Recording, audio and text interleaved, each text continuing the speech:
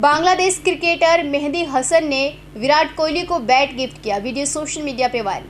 আমি বিরাট ভাইয়ের সাথে আছি আর আমাদের খুব ইচ্ছা ছিল যে আমাদের এমকেএস কোম্পানির একটা ব্যাট বিরাট ভাইকে দিব এবং সেই ব্যাটটা আমরা দিয়েছি এবং বিরাট ভাই দেখে অনেক খুশি হয়েছে এবং এমকেএস ব্যাট দিয়ে খেলেছেও, খুব ভালো লেগেছে। বিরাট ভাই कंप्लेंट कर दिया एमकेएस बैट है, खूब भालो अच्छी बहुत अच्छा बैट है, वेरी गुड बैट्स।